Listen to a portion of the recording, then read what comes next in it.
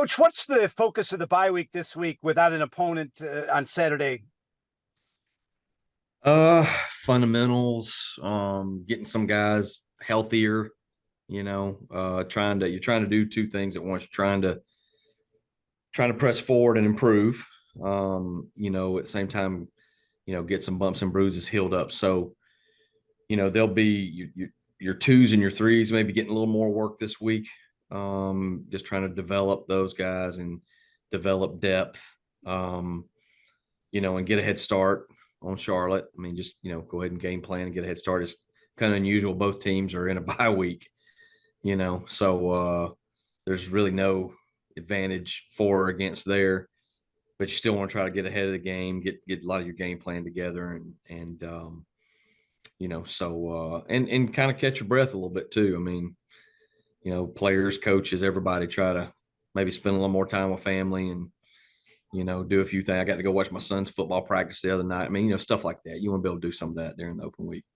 You talked about guys being able to get a little rest for their bodies and take care of some of the pressure that's been on them physically. Is that the most weighing on the offensive linemen when it comes to a bye week where they can really benefit through the physical nature of that position? Sure. I mean, it benefits those guys. But it benefits everybody. Like our quarterback's been hit some, so he got a bruise on his calf and this and that, just stuff like that. Eli Heidenreich, what he did throughout that game, it was a physical deal. And, Tesca, all those kids. So I think it benefits every position. At the same time, that's just part of the game too. We gotta work through it. And like I said, it probably, helps the coaches too, just to be able to spend a few minutes with family. And I went and watched my son practice football the other day and, just stuff like that, just kind of decompressing a little bit while still trying to move forward. What were your biggest takeaways from your first experience in a service academy game for you as a coach, but also things that you might have learned that might help you down the road this season? It was awesome. It was a blast. It was my first time ever going to Air Force, to their campus, and just seeing that's a beautiful place out there, and to play, there in that stadium. And much like our place is, it's just different. It's so to be able to experience that and how important it is to each academy and the players and the administrators and just everybody that's so invested in it. You could feel that. It was a great crowd. So a lot of fun. It was a lot of fun to coach in. I'm sure it was a lot of fun to play in. So yeah, it was, you could feel that whole week of preparation. There was a little extra tension in the air. But that makes it fun. And did you notice a difference in the physical nature of the game? It was a physical game. We knew that. You've got two teams that are pretty familiar with each other and kind of understand what the other team's trying to do. And, so it's important to these kids, and they were trying to beat the stew out of each other now, both teams. And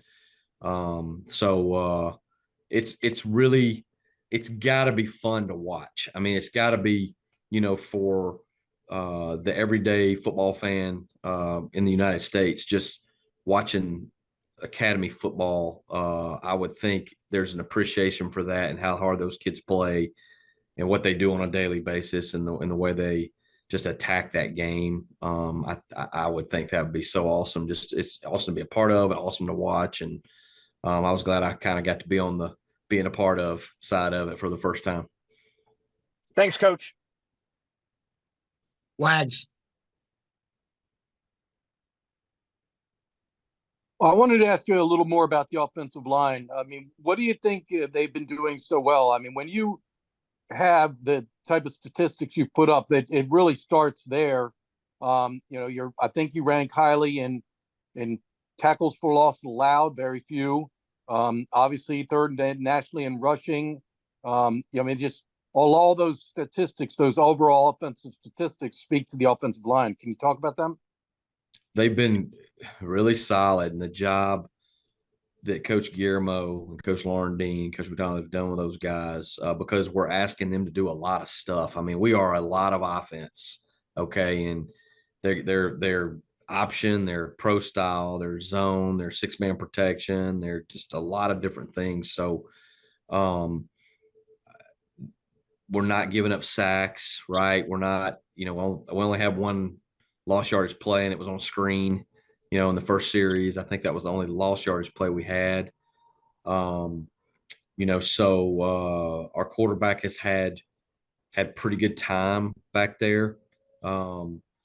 So I'm really proud of those guys, and they get better every week, and it's important to them. But there's a lot asked of those guys, and they're coming through. They're playing with some confidence and some physicality, and I think they're having fun. So really proud of all those guys, for the way they've, because there were a lot of question marks there. I mean, that, when we first got here, there'd been a lot of a lot of criticizing of that particular position. And I think they've done a really, really nice job allowing us to execute this system.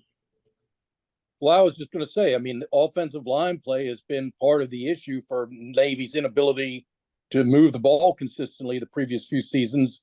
Several of these guys, I think 3 of them are returning starters. Why are they playing so much better? That's a great question. I just think that I think we got a perfect storm of, I believe this. I think when players know that you love them and you're invested in them,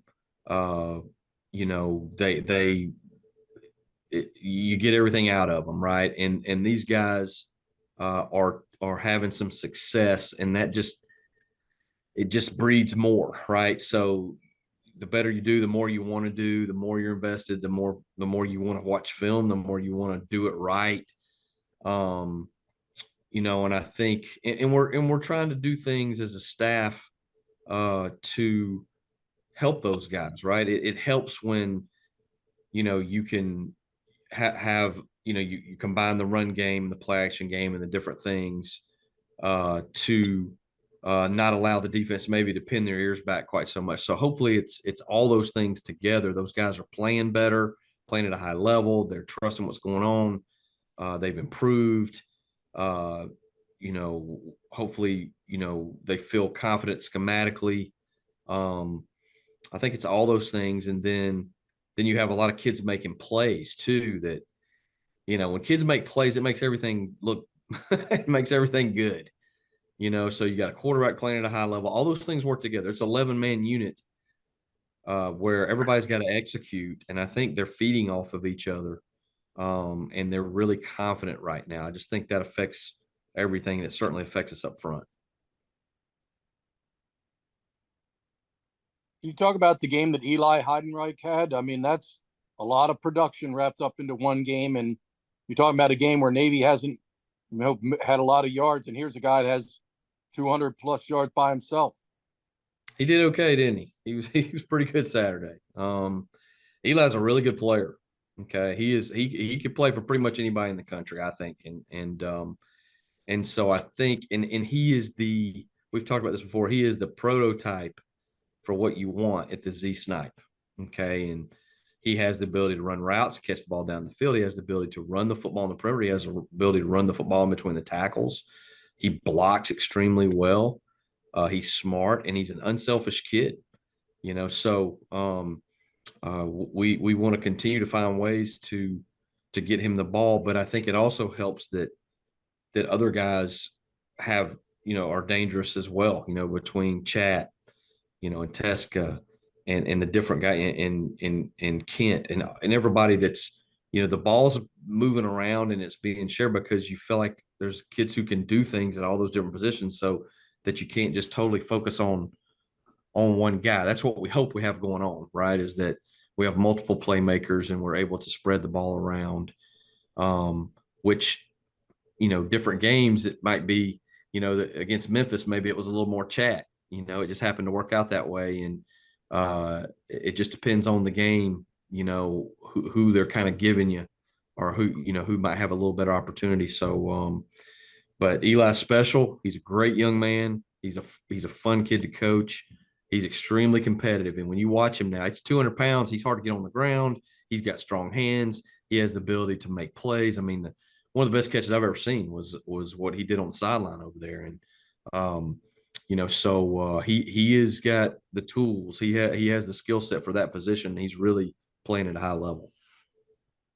Yeah, that was almost like a professional with getting that toe down. I mean, that's something you see out of NFL receivers, that ability. It was pretty dang good. It was pretty dang good. His just knowing where you are, knowing where you've got to be, where the ball's going, understanding where the space is. Those are things that are hard to. We'd love to take credit for that as coaches, but that's just a dude being a dude right there. That's just really good stuff. Well, that's what I mean. Can you talk about he has produced? I mean, I've got to. Do you know what total amount of explosive plays you all have this year? Let's see. We had 12 this last game. Yep. I think we met the goal. We want to have 8. We've met it every game but one. That was against Temple, and it was 6. But those 6 were like it was a lot of yards in those 6. So, all right, we've been explosive. It's been good. Authored a lot of those explosive plays, both running and receiving. Can you talk about his ability? Like, I look at that run that led to the final touchdown. I mean, he cuts back against the grain twice and makes guys miss. His ability to make people miss, then accelerate and turn on the jets. And I mean, it's a rare combination to be able to have that. Yes, it is. And so the main thing you want to do is you want to schematically get him in a situation where you can't get a hat on everybody, but then he can do the rest, and that's what he did on that play. They actually they blitzed kind of right into it, and we got a hat on a hat, but it was really difficult. It was not ideal, and he did the rest. He made some things happen. So we tell these guys all the time, man, you need to make us look like we're calling the right play, by making plays. So that was a special play. I think it was about a 60-yard run, and he did a lot of his own work on that one. All right, thanks. All right, back to Scott. Staying on the topic of Eli, because he's really done everything you've asked of him, that he's pretty much completed every play that you've called for him. Is that the type of guy where you're in the car on the way home or going to bed at night, you're creating new plays in your head that you might not have ever had in your offense because you've got someone who's been able to do each play that you've asked them to do? Yes. Yeah, that's a big capital YES with an exclamation point. Absolutely. And is that something that you've been able to do in your offense over the years, where you've had that ability in season while things are going on to do that when you've had this type of player? Yeah, I mean, people talk about your offense evolves throughout the season.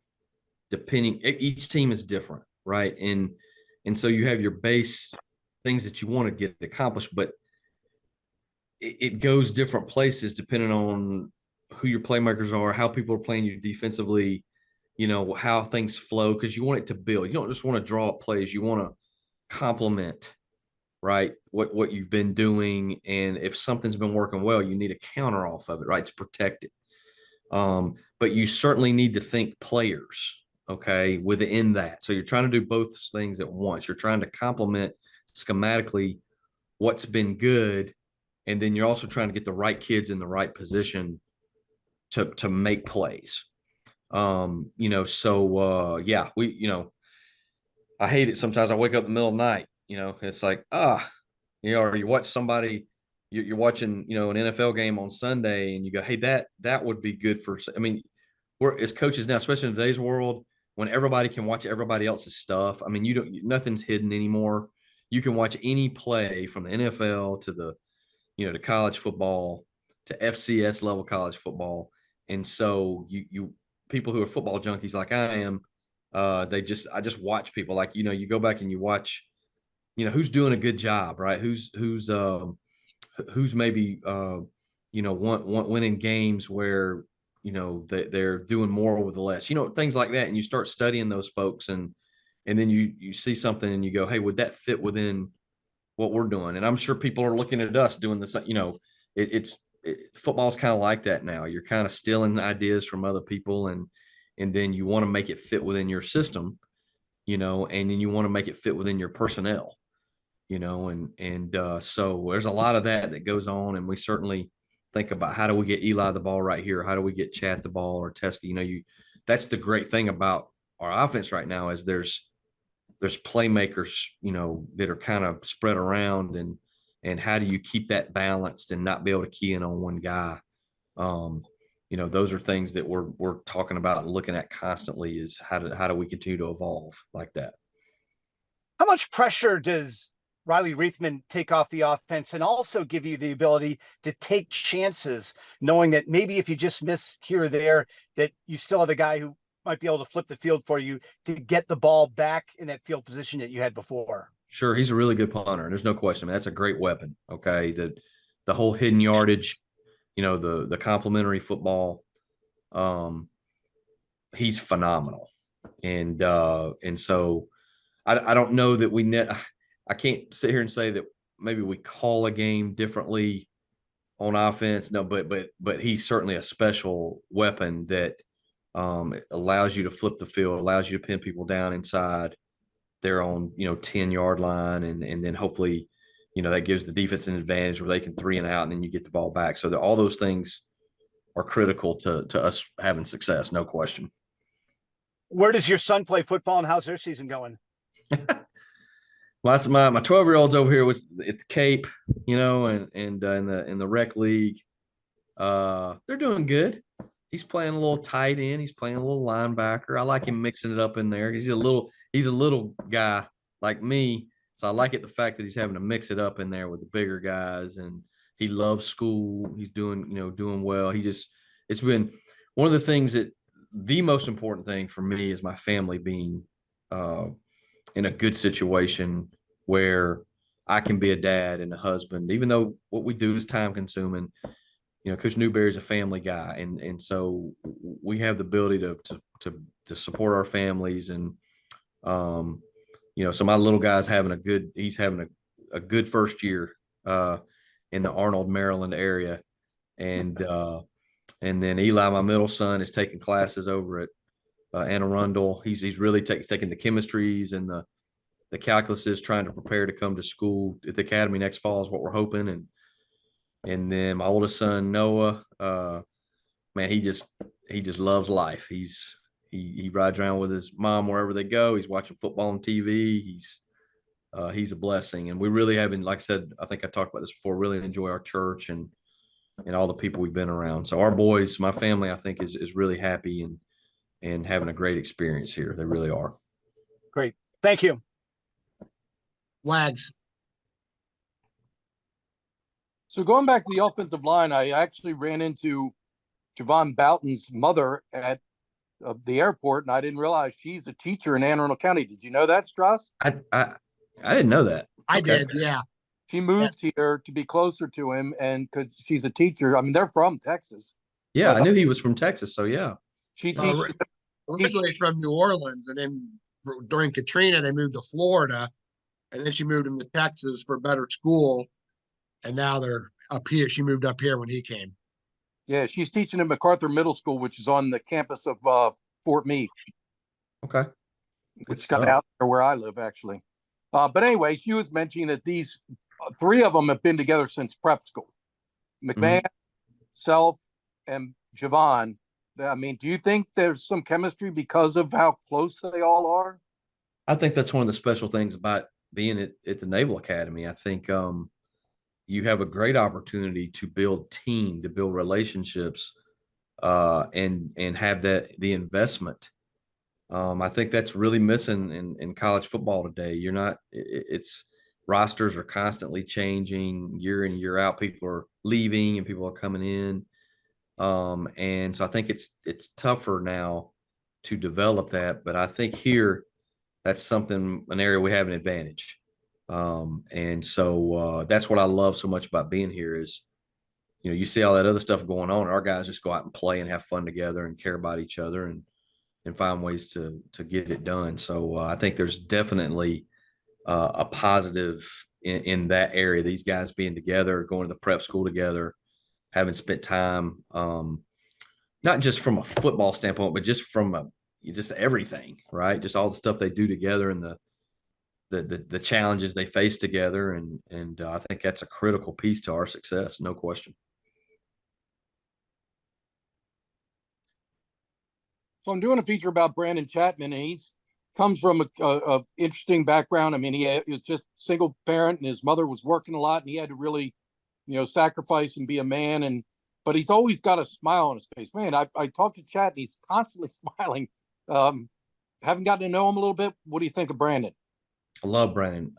I agree with you. He has a way of having a positive attitude, and I think that's a special trait. And he's been through some things in his life, things that could turn you, make you cynical and make you just question a lot of things, and all it's done is made him hungry. It's made him hungry to do well. He is an absolute dog. Okay, I mean that kid throws his body around. He's 170 pounds. That's soaking wet, and but he competes, goes right at people, doesn't back down from anything. He's a really smart football player. Like he understands what we're trying to do. He asks the right questions.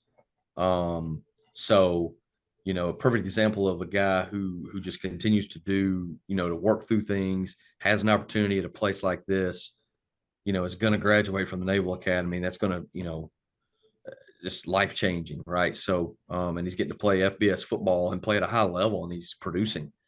So I think the world of that kid, and he's one of the toughest kids I've been around. Well, and you were talking about the great reception Eli made, that 24-yard catch that Chapman made to set up the game's first touchdown. I mean, that ball was sailing a little bit, and it was not an easy catch. He was backpedaling. I mean, that took a lot of concentration. Yeah, he had to adjust his body, because Blake Blake did a really good job anticipating there because they brought a blitz and they had a guy we could not pick up. So Blake threw it. One thing Blake's doing right now is he's throwing the ball on time. He's getting it out of there. And he had pumped to the bubble and then threw it down the sideline. But he had to anticipate because Chat was not open when he was delivering the ball. And so he kept the ball a little wider maybe than he would have had if he'd had a little more time. And then Chat made an unbelievable adjustment. That's not an easy to come back against yourself like that and stay in bounds and all that was not an easy thing to do. Heck of a play. So you got to love Coach Newberry. I mean, it was an incredible offensive performance, but after the game, he's like, we got to do a better job of running the fullback between the tackles. But he's right. That is one area where they kind of shut you down. You look at Texas, he had 26 total yards, and I think most of those came on the 2 touchdown runs. And Daba, not much more. They did bodily up inside. Is that still one area you feel you got to improve upon, running the fullback between the tackles? I think so, but we knew that would be challenging because in Service Academy ball, they kind of know how to, it's a physical deal, and they a lot of those type plays they see in practice constantly. So we knew that it would be a challenge up inside. We were able to get it on the perimeter. So we ran it, in my mind, we ran it up inside enough to keep the outside game going. That's what we were kind of trying to do. We were hoping to pop a few more there and execute a little bit better, but it was tough inside. So some games you're going to be able to, I think, hit up inside a little bit more and do some things. And it was a little more challenging this past week. So we, just tried to keep mixing it up, and have ways to get on the perimeter. And, I'm really proud of those guys because to have over 320 yards of rushing in an academy game when you're playing that type of football was a pretty good day. And but we certainly, we look at the film, we find all kinds of things we need to to get better on. And we certainly had some opportunities there that if we just maybe fit a little bit better or hit it a little bit better, read it a little bit better, we could have found a few more yards, but it was tough inside. So the reverse that worked so perfectly, I mean, you couldn't have caught the defense blowing entirely to one side of the field better than you did. Is that something that you had seen, that their pursuit had been that, aggressive, I guess would be the term, that you knew that was going to hit? I didn't know anything.